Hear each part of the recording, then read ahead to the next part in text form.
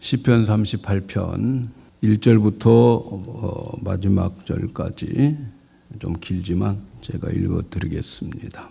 여호와여, 주의 노로 나를 책하지 마시고 분노로 나를 징계치 마소서. 주의 살이 나를 찌르고 주의 손이 나를 심히 누르시나이다. 주의 진노로 인하여 내 살에 성한 곳이 없사오며 나의 죄로 인하여 내 뼈에 평안함이 없나이다. 내 죄악이 내 머리에 넘쳐서 무거운 짐 같으니 감당할 수 없나이다. 내 상처가 썩어 압축가 나오니 나의 우매한 연고로소이다. 내 아프고 심히 구부러졌으며 종일토록 슬픔 중에 다니나이다. 내 허리에 열기가 가득하고 내 살에 성한 곳이 없나이다. 내가 피곤하고 심히 상하여매 마음에 불안하여 신음하나이다. 주여, 나의 모든 소원이 주 앞에 있사오며 나의 탄식이 주 앞에 감추이지 아니하나이다. 내 심장이 뛰고 내 기력이 쇠하여 내 눈의 빛도 나를 떠났나이다. 나의 사랑하는 자와 나의 친구들이 나의 상처를 멀리하고 나의 친척들도 멀리 섰나이다. 내 생명을 찾는 자가 울무를 놓고 나를 해하려는 자가 괴악한 일을 말하며 종일토록 괴계를 도모하오나 나는 귀먹은 자같이 듣지 아니하고 벙어리같이 입을 열지 아니하오니 나는 듣지 못하는 자 같아서 입에는 변박함이 없나이다. 여호와여, 내가 주를 바라싸우니 내 주 하나님이 내게 응답하시리라. 내가 말하기를 두렵건대 저희가 내게 대하여 기뻐하며 내가 실족할 때에 나를 향하여 망자 존대할까 하나이다. 내가 넘어지게 되었고 나의 근심이 항상 내 앞에 있사오니 내 죄악을 고하여 내 죄를 슬퍼합니다. 내 원수가 활발하며 강하고 무리하게 나를 미워하는 자가 무수하오며 또 악으로 선을 갚는 자들이 내가 선을 좇는 연고로 나를 대적하나이다. 여호와여, 나를 버리지 마소서. 나의 하나님이여, 나를 멀리하지 마소서. 속히 나를 도우소서. 주 나의 구원이시여. 아멘. 할렐루야. 오늘은 소원을 가진 자는 역전된다, 이렇게 제목을 잡고 은혜를 나누기를 원합니다. 사람들은 살다 보면 큰 절망들을 만날 때가 있어요. 안 만나면 좋겠지만 참 인생에는 이런 한두 번의 큰 절망들이 우리들에게 있습니다. 그때에 포기해버리면 그 결과는 비참한 인생이 되고 그리고 실패한 인생이 되어버립니다.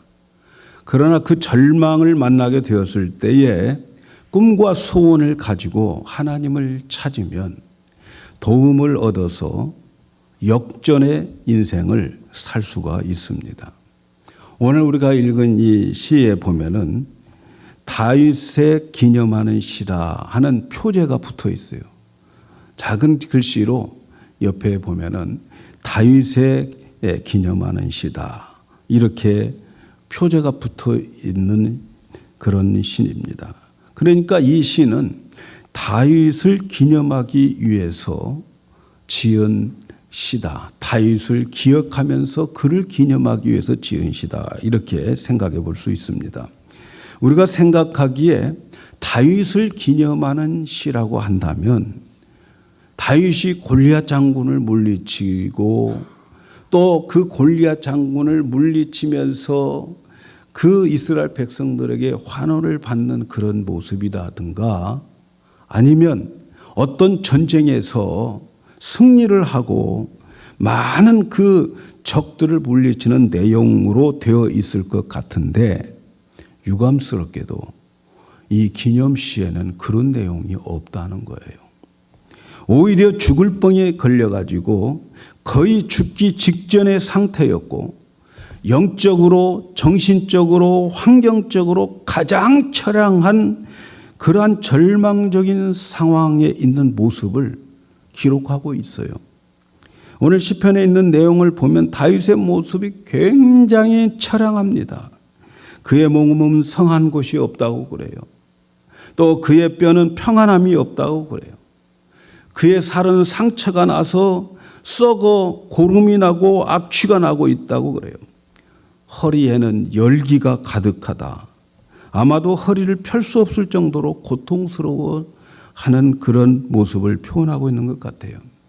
다윗은 굉장히 중병에 걸려 있어요. 정말 사람들이 싫어해 버리는 그런 중병. 아무도 문병도 안 하고 아무도 찾아오지 않는 그러한 아주 심한 질병에 그는 빠져 있는 거죠. 그의 마음의 상태는 심히 피곤했다 이렇게 말합니다. 오늘 8절에 보니까 내가 피곤하고 심히 상하였음에 마음이 불안하여 신음하나이다. 그의 마음과 영혼의 상태는 심히 피곤 그리고 불안, 신음하고 있다는 거예요. 마음에 신음하고 있다는 거예요. 더 이상 힘을 낼 수가 없어요.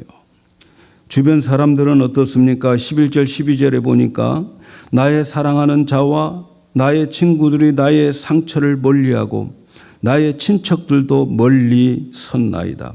내 생명을 찾는 자가 올무를 놓고 나를 헤아르는 자들 괴악한 일을 말하여 종일토록 괴계를 도모한다. 사랑했던 사람들, 그렇게 친하게 지냈던 사람들 다 다윗을 멀리했어요. 얼마나 섭섭했겠습니까? 그의 배신감은 말로 표현이 안 될 거예요. 그동안 친하게 지냈던 친구들, 자기 살이 썩어서 냄새나는 것을 보고 멀리하고 있다는 거죠. 친척들도 멀리 서서 바라보고만 있어요. 악한 세력들은 죽이려고 함정을 파놓고 그를 꺾기 위해서 온갖 노력을 다하고 있다는 거예요. 다윗의 이 형편은 육체적으로, 정신적으로, 영적으로, 환경적으로 정말 절망적인 상황, 정말 온갖 어려운 상황에 처해 있는 거죠. 그런데 말이죠. 다윗은 이렇게 모든 것이 절망 속에 있는데 그 절망을 뚫고 거뜬히 일어설 수 있었다는 거예요. 그래서 그 큰 절망을 이기고 승리하는 다윗에게 많은 사람들이 그 다윗의 절망 가운데 승리하는 것을 보고 기념을 하더라는 거죠. 기념실을 지었다는 거예요. 그래서 많은 절망 가운데 있는 자들에게 얼마든지 그 절망 속에서 망하지 않고 역전할 수 있는 길이 있다. 그 비결을 이 시를 통해서 가르쳐주고 있습니다. 여러분, 우리는 살다 보면 누구나 큰 절망을 한두 번쯤 만납니다. 어떤 사람은 질병으로 절망이 될 때가 많아요. 세상에서 고칠 수 없다. 의사가 고칠 수 없다. 할 수 없다. 질병의 절망의 앞에 서기도 합니다. 어떤 사람은 사업의 절망을 만나기도 합니다. 동서남북 다 막혔어요. 정말 일어설 수 있는 길이 하나도 안 보여요. 어떤 사람은 생업의 절망을 만납니다. 갑자기 직장을 잃고 이제 어중간한 나이에 어디로 가야 할지 모르는 그러한 생업의 절망을 만날 때도 있어요. 인간관계의 절망 가운데 있을 수도 있습니다. 여러분, 오늘 하나님은 이런 여러 가지 절망 가운데 있는 사람들에게 승리하고 인생의 기념시를 쓸 수 있도록 오늘 이 시를 통해서 우리에게 비결을 가르쳐주고 있습니다. 다윗은 이 엄청난 절망 가운데에서 승리하여서 기념시를 썼습니다. 우리는 이 기념시 속에서 정말 그 절망을 딛고 역전의 인생을 산 그 비결을 여기서 배워야 되겠습니다. 여러분, 절망 가운데에서 이길 수 있는 비결이 어디에 있을까요? 역전의 인생을 살 수 있는 비결이 어디 있을까요? 오늘 그 비결은 9절에 나와 있어요. 9절을 다시 읽어드립니다. 주여, 나의 모든 소원이 주 앞에 있사오며 나의 탄식이 주 앞에 감추어지지 아니하였나이다. 절망 가운데 있는 다윗 그 승리의 비결은 하나님을 향한 소원을 가지고 있다는 거예요. 절망 가운데 있어도 소원을 가지고 있었어요. 주여, 나의 모든 소원을 주 앞에 있사오니. 사랑하는 여러분, 사람이 소원이 있다고 하는 것은 살고 싶다는 거예요. 우리에게 가장 좋지 않은 생각은 이제 끝났다라고 하는 생각입니다. 여러분, 전능하신 하나님을 믿고 그 하나님이 나를 사랑하시고 그리고 그 하나님이 오늘 또 살아계시는데 그 사랑의 하나님, 전능하신 하나님, 살아계신 하나님을 우리가 믿고 있다면 여러분, 우리의 인생에서는 절망이 없습니다. 포기할 것 없습니다. 소망은 기독교인들에게 빼놓을 수 없는 덕목입니다. 믿음 있습니까? 그 다음에 소망이 나와야 되는 거예요. 하나님을 믿습니까? 하나님의 능력, 하나님의 사랑 믿습니까?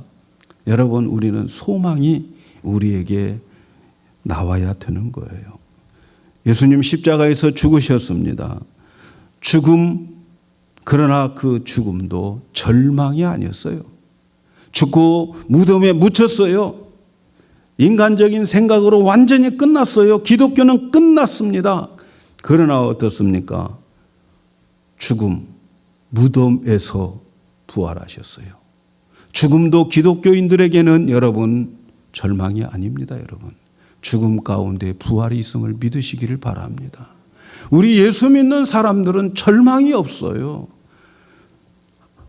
우리가 소망 가운데에 소원을 가지고 있는 자는 항상 인생의 기념비를 세울 수 있어요. 하나님의 자녀들의 소원을 분명히 들어주시는 분임을 믿으시기 바랍니다. 절망 가운데에서도 여러분, 하나님께 소원을 가지고 있어야 돼요. 소원을 하나님께 두셔야 돼요. 문제는 소원을 가지고 있느냐 없느냐가 문제입니다. 절망해서 이제 끝났어 포기해버리는 것, 여러분, 이것이 인생에 있어서 가장 큰 문제예요. 우리 기독교인들은 포기가 없어야 돼요. 포기는 쓸데없다고 그랬죠. 포기는 언제 필요해요? 배추 셀 때나 필요하다고 그랬잖아요. 예?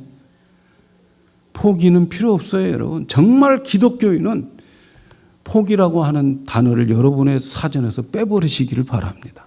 예? 죽음도 포기 아니에요. 죽고 나서 부활하셨잖아요. 여러분, 우리 죽으면 어떻게 돼? 끝나는 게 아니잖아요. 더 좋은 세상, 더 좋은 곳으로 우리가 가게 되어 있지 않습니까, 여러분? 기독교인은 절대로 포기하면 안 됩니다. 사랑하는 여러분, 문제는 소원이 있느냐 없느냐예요. 절망 가운데에 내가 소원이 있느냐 없느냐예요. 사람은 늘 소원을 가지고 있어야 됩니다. 소원이 없는 사람은요, 숨을 쉬고 있지만 더 이상 삶이 아니에요. 더 이상 인생이 아니에요. 정신분석학자들도 도저히 살아갈 수 없는 상황에서 끝까지 살아남은 사람은 마음에 분명한 희망, 소원을 가지고 있는 사람들이라고 말하고 있어요. 그래서 정신분석학자들은 나치 수용소에 그 예를 참 많이 들어요.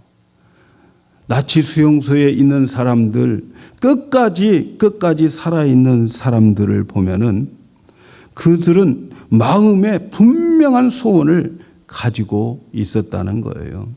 분명한 희망을 가지고 있었어. 예를 들면 내가 살아서 꼭 사랑하는 그 애인을 만나야 되겠다든가, 내가 꼭 살아서 내 아내를 만나야 되겠다든가, 내 가족, 내 아들을, 내 자녀를 만나야 되겠다고 하는 그 기다림이 있는 사람들, 꼭 어떤 사람은 내가 나가서 이 일만은 꼭 할 거야 라고 생각했던 사람들이 끝까지 그 나치 수용소에서 견디어 마침내 살아남았다고 말합니다. 그래서 말이죠, 희망의 신학도로 불리는 유르겐 몰투만은 말이죠, 소망이 없는 삶은 더 이상 사람이 아니다, 이렇게 말하고 있습니다. 예수 믿는 사람들, 연세가 많이 드는 사람들, 연세가 들수록 성경은 우리에게 약속했잖아요. 늙은이는 꿈을 꾸리라. 소망이 있습니다. 희망이 있습니다, 여러분. 소망이 있다는 것을 기억하시기를 바랍니다. 소망이 없는 삶은 더 이상 사람이 아니다. 살고는 있지만 사람 같은 삶을 살지 못한다는 거예요. 사람은 늘 소원을 품고 있어야 됩니다. 그냥 바라는 것 말고요. 갈급한 소원을 가지고 있어야죠. 정말 그 소원 때문에 목말라하고 그 소원 때문에 메마른 심정을 가지고 있어야 됩니다. 사랑하는 여러분, 여러분의 소원은 뭘까요? 지금 당장 주님이 나에게 네 소원 뭐냐고 물어볼 때 여러분 대답할 소원 있습니까? 소원을 꼭 가지셔야 합니다. 그냥 있으면 좋고 없어도 그만인 소원 말고 말이죠. 있으면 좋고 없어도 살고 그런 소원 말고요. 정말 그 소원을 원하되 간절히 원하는 소원이 있어야 돼요. 그 소원 때문에 목말라하고 그 소원 때문에 늘 심령이 가난하고 그 소원 때문에 잠 못 이루는 그런 소원 말이죠. 여러분 이 소원을 가지고 계셔야 됩니다. 오늘 9절에 주여 나의 모든 소원이 주 앞에 있사오며 나의 탄식이 주 앞에 감추어지지 아니하나이다. 여러분 강한 소원은 어떻게 됩니까? 탄식이 나오게 되어 있어요. 하나님 앞에 강한 소원은 정말 바라는 소원은 하나님 앞에 탄식할 수밖에 없어요. 여러분 소원이 강력할 때에 탄식이 나오고 그 소원이 강력할 때에 한숨이 나오고 그 소원이 강력할 때에 내 마음에 목마름이 있게 되는 거예요. 소원이 있는 사람은 여러분 가능성이 있는 사람입니다. 그것도 그 소원을 갈급한 사람들은 그 소원이 정말 필요하다고 생각되어지는 사람들은 정말 희망적인 사람입니다. 희망이 있어요. 그 소원 때문에 괴로운 사람들은 여러분 반드시 희망이 있고 그 소원 때문에 탄식이 나오는 사람 소망이 있습니다. 성공할 가능성이 반드시 있음을 믿으시기를 바랍니다. 바로 다윗은 그러한 소원을 가지고 있다가 이루어졌기 때문에 이러한 기념비적 시를 남기고 있는 거예요. 그런데 여러분 우리에게 소원에 대해서 생각할 때에 합당한 소원을 가지고 계셔야 됩니다. 거룩한 소원을 가지고 계셔야 돼요. 그저 우리 육신의 본성에서 나오는 그런 소원 말고 하나님으로부터 받는 소원을 여러분 간직하고 계셔야 됩니다. 빌립보서 2장 13절에 보면 너희에게 행하시는 이는 하나님이시니 자기의 기쁜 뜻을 위하여 너희로 소원을 두고 행하신다. 하나님의 뜻을 이루시기 위해서는 먼저 하나님의 뜻을 이루고자 할 때에 필요한 소원을 우리에게 먼저 주시고 그 소원을 가지고 내가 하나님께 기도해서 하나님 뜻을 이룬다는 거예요. 하나님 일하실 때는 하나님이 사용하고자 하는 자는 하나님으로부터 쓰임을 받고자 하는 자들은 하나님이 주시는 소원이 있다는 거예요. 그 소원을 가지고 하나님 앞에 탄식하며 기도할 때 하나님 그 사람을 사용해서 하나님의 뜻을 이루어 가신다는 거예요. 그래서 성도들은 은혜를 받으면 마음에 거룩한 소원이 생기게 되어 있어요. 교회를 그렇게 오래 다녀도 정말 거룩한 소원, 내 마음에 탄식할 만한 소원이 없다면 은혜 생활 못하고 있는 거예요. 은혜 생활 못하고 있는 거예요. 몇십 년 교회를 다녀도 거룩한 소원이 없고 그 소원 때문에 탄식함이 되게 없다면 여러분 은혜 생활 제대로 못하고 있고 은혜 제대로 못 받고 있는 거예요. 합당한 소원을 가지는 것은 하나님이 기뻐하신 것이고 그 소원뿐만 아니라 다른 축복도 겸하여 주신다는 사실을 여러분 꼭 기억하시기를 바랍니다. 여러분 아시다시피 솔로몬은 말이죠. 1천 번제를 하나님께 드렸어요. 그리고 하나님이 나타나셔서 내가 원하는 게 뭐냐 말씀하세요. 여러분 오늘 예배 끝나고 나서 하나님이 너 내가 원하는 소원이 뭐니 내가 들어줄게. 그렇게 말씀한다면 여러분 대답할 수 있는 소원을 가지셔야 돼요.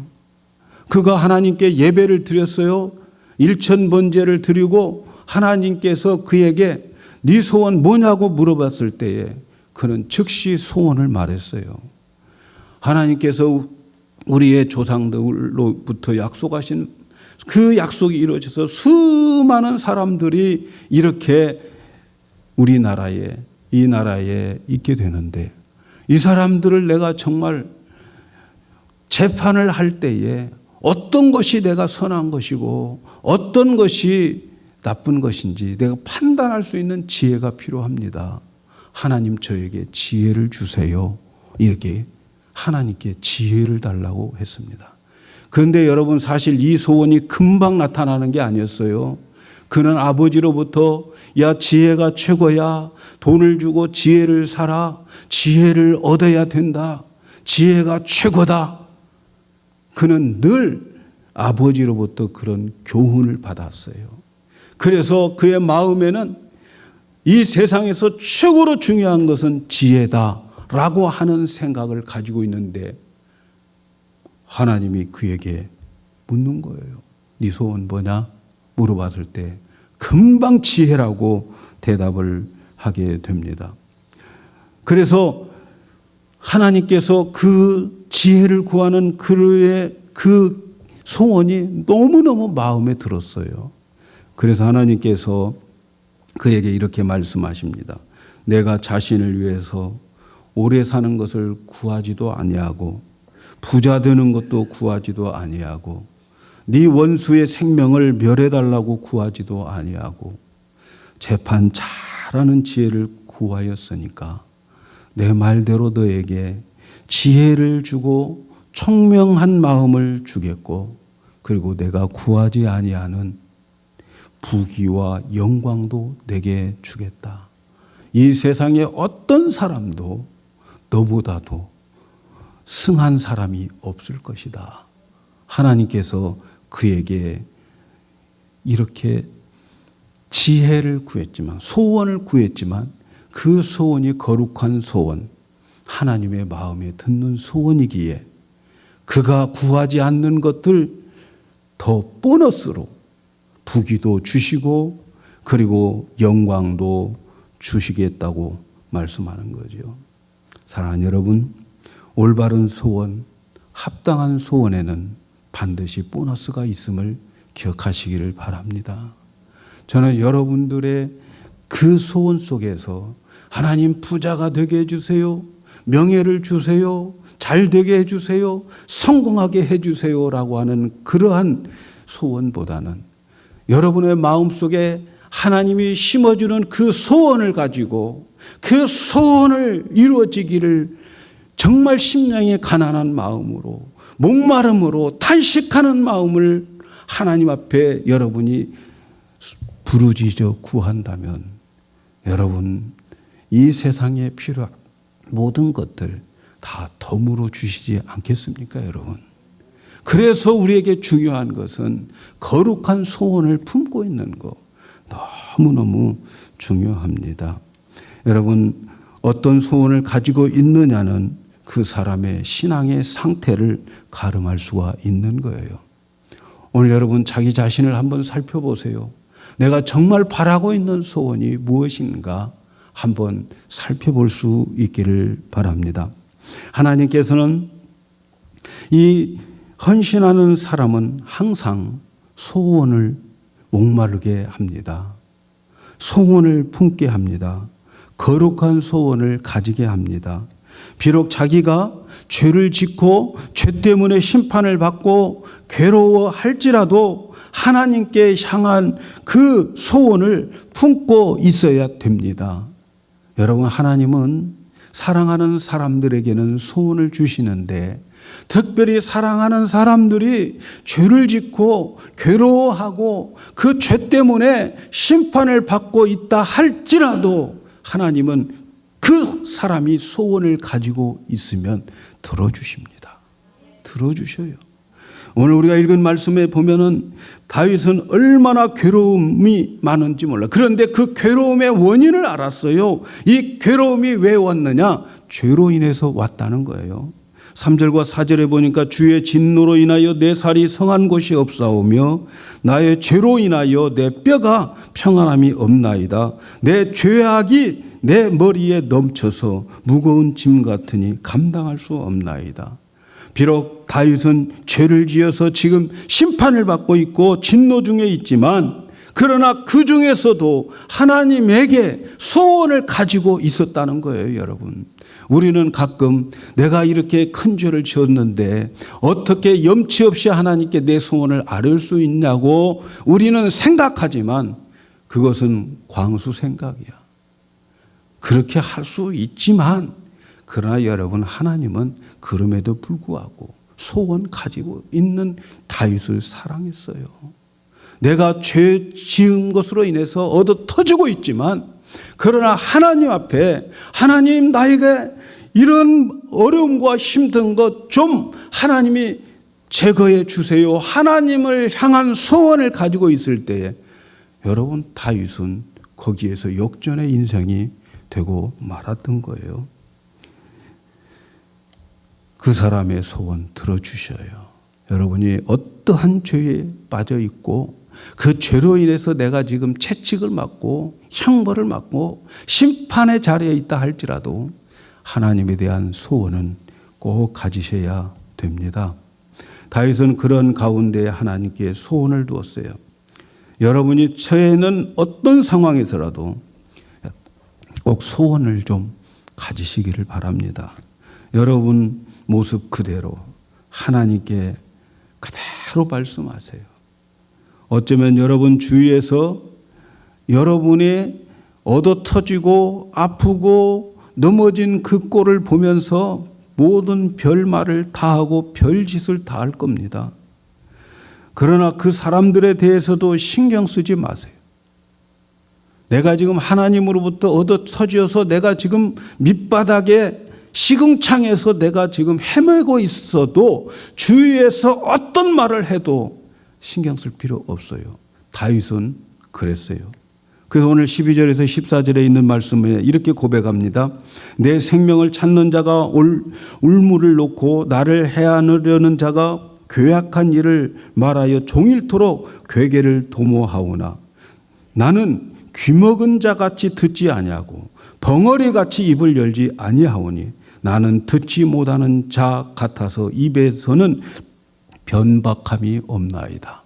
주위에서 별말 다 들려도 신경 쓸 거 없습니다. 하나님께 소원만 가지고 계세요. 변명할 것도 없어요. 입이 있음에도 불구하고 나는 벙어리같이 입을 열지 아니했다. 귀가 잘 들림에도 불구하고 나는 귀먹은 자같이 듣지도 아니했다. 얼마든지 변명할 수 있음에도 불구하고 내 입에는 변박함이 없었다. 이렇게 말씀합니다. 여러분 억울하게 생각하지 마세요. 주위의 사람들, 옆에 있는 사람들이 나를 어떻게 하더라도 여러분 하나님의 자녀들은 무슨 독을 마셔도 여러분 해를 받지 않습니다. 믿지 않는 사람들, 악한 사람들이 모든 악으로 그들이 저주를 해도 여러분 그 저주가 하나님의 사람들에게는 먹히지 않음을 믿으시기 바랍니다. 기분 나빠할 것 없어요. 기분 나빠할 것 없어요. 그는 오직 마음을 하나님께 바라고 있습니다. 어렵고 힘든 절망 가운데에 15절에 보니까 여호와여 내가 주를 바라싸우니 내 주 하나님이 내게 응낙하시리라. 그 많은 주위의 사람들 올무를 놓고 자기를 괴악한 일들로 종일토록 괴계를 도모하고 있지만 그는 여호와여 내가 주만 바라보아 내가 주만 바라보겠습니다. 내 주 하나님 내게 응답하여 주소서. 마지막에 그는 아직 다 이루어지지 않은 것 같아요. 그럼에도 불구하고 마지막은 이렇게 고백합니다. 여호와여 나를 버리지 마소서. 나의 하나님이여 나를 멀리하지 마소서. 속히 나를 도우소서. 주 나의 구원이시여. 아직 이루어지지 않았지만 그러나 하나님께 소망을 두고 이렇게 기도했던 그에게 하나님은 역전의 인생을 살게 하셨습니다. 오직 하나님에 대한 소원을 두고 이루어지기를 바라는 마음을 가질 때 하나님은 그의 인생에 기념시를 쓸 수 있도록 만들어 주셨어요. 사랑하는 여러분, 소원이 없는 기도는 여러분 죽은 기도입니다. 기도는 하지만 소원이 없다면 죽은 기도요. 소원이 있을 때 기도가 살아나는 거예요. 기도하지 않는 성도들은 여러분 소원이 없는 자들입니다. 바라는 것이 없는 자들이 무슨 기도를 하겠어요, 여러분? 있으면 좋고 없어도 그만이라고 생각하면서 살아가는 사람이 무언 철야가 필요하고 새벽 예배가 필요하고 하나님 앞에 무릎 꿇는 게 뭐가 필요하겠습니까, 여러분? 소원이 있어야 기도하는 거예요. 그리고 그 기도는 위대한 기념비를 남기게 됩니다. 절망 가운데 강력한 소원을 가질 때 그 소원은 기도의 불을 가져오게 됩니다. 그 소원이 탄식이 될 때에 뜨거운 기도로 들어가게 되고 뜨거운 불을 끌어당기게 되는 거예요. 그래서 여러분 소원은 불병거를 이끄는 말과 같은 거예요. 헌신자들, 하나님께 쓰임받는 자들은 거룩하고 합당한 소원을 늘 가지고 있습니다. 늘 하나님의 거룩한 소원을 가지고 있어요. 은혜 받았다고 말하지 않고 더 은혜를 사모하는 갈급함이 있어요. 내가 믿음으로 살고 있다고 말하지 않고 더 큰 믿음을 향한 소원을 가지고 있어요. 내가 신령하다고 말하지 않고 더 하나님의 신령 속으로 들어가고자 하는 소원을 가지고 있는 사람들이 여러분 세상에는 많이 있어요. 참 많이 있어요.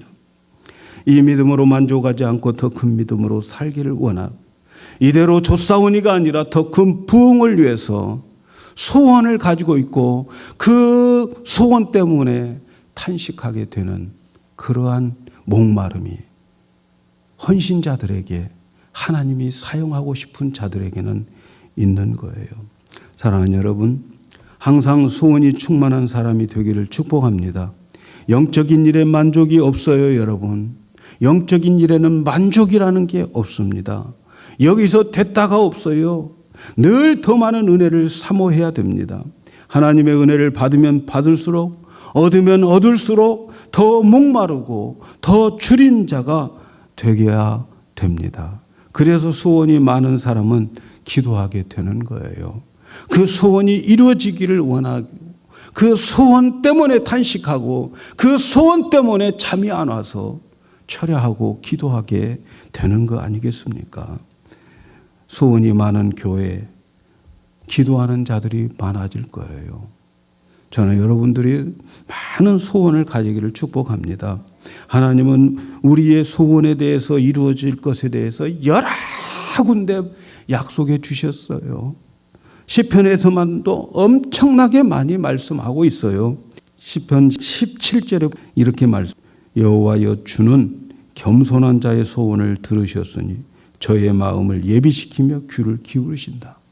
하나님은 겸손한 자의 소원을 들어주시고 마음을 예비시켜 주신다는 거예요. 시편 20편 4절에 내 마음의 소원대로 허락하시고 내 모든 도모를 이루기를 원하노라. 하나님은 우리의 마음의 소원을 허락해 주시고 우리가 계획하는 것 이루어 주기를 원하시는 하나님이에요. 그리고 21편 2절에 그 마음의 소원을 주셨으며 그 입술의 구함을 거절치 아니하였다. 하나님은 우리의 마음의 소원을 주시고 그 소원 가지고 구하는 것을 거절한 적이 없다고 말씀하고 계십니다. 시편 103편 5절에 좋은 것으로 내 소원을 만족해 하사 내 청춘으로 독수리같이 새롭게 하신다. 사랑하는 여러분, 하나님은 소원 가진 자를 좋아하십니다. 거룩한 소원 가진 자를 좋아하셔요. 소원이 없는 인생은 사는 것 같지만 사는 것이 아니에요. 좀 더 도전적인 그러한 인생이 되기를 축복합니다. 하나님을 믿는 자들이 소원이 없다면 여러분 잠자는 인생입니다. 소원을 가지고 한번 불러 하나님께 부르짖어 보세요. 새벽에도 이번 금요일은 한번 여러분의 소원 가지고 한번 불러보세요. 와서 하나님께 탄식해 보세요. 소원 성취해 보지 않겠어요, 여러분? 나에게 주는 소원 내가 하나님 앞에 놔둘 때에 하나님이 내 소원 성취시켜 준다는데 왜 그런 축복된 인생의 길을 마다하십니까, 여러분? 만일 소원이 없다면 여러분 소원을 달라고 부르짖어서 은혜를 받아 보시지 않겠어요?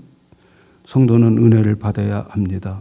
왜냐하면 소원은 하나님이 은혜를 주셨을 때에 내 마음에 소원이 생기는 거예요. 여러분 좀 내 자신에 대해서 심각해 보십시다. 내가 정말 믿음 생활하면서 정말 탄식할 만한 소원이 한 번도 없다면 여러분 문제 있는 신앙생활 하는 거 아니겠습니까, 여러분? 말씀드린 대로 하나님의 뜻을 이루기 위해서는 하나님은 항상 먼저 우리의 마음에 소원을 넣어주셔요. 하나님의 소원이 없다면 소원 달라고 기도해요. 됩니다. 그래야 쓸모있는 인간, 하나님이 사용하는 성도가 되는 거예요. 나에게 거룩한 소원이 없다면 하나님이 나를 통해서 일하지 않으시겠다는 거 아닐까요, 여러분? 하나님이 나를 통해서 일하시지 않으면 천국에 가도 별로 상급이 없어요. 이 땅에 받는 축복도 없습니다, 여러분. 내 마음속에 있는 그 소원이 이루어질 때에 거기에 세상의 여러 가지 부귀영화 다 따라서 이루어진다는 사실을 믿으시기를 바랍니다. 거룩한 소원을 품는 여러분이 되기를 축복합니다. 사랑하는 여러분, 우리에게 형통할 때에 일이 잘 될 때만 기념비를 세우는 것이 아닙니다. 진정한 기념비는 절망 가운데에서 살아나서 승리한 가운데에 우리의 기념비를 세우는 거예요. 지금 어떤 절망 가운데에 처해 있습니까? 소원을 하나님께 두시고 그 소원이 탄식 소리가 되어서 하나님께 아뢰보세요. 반드시 하나님은 여러분의 소원을 들어주시고 여러분의 삶을 역전의 인생, 해피엔딩의 인생으로 만들어 주실 줄로 믿습니다.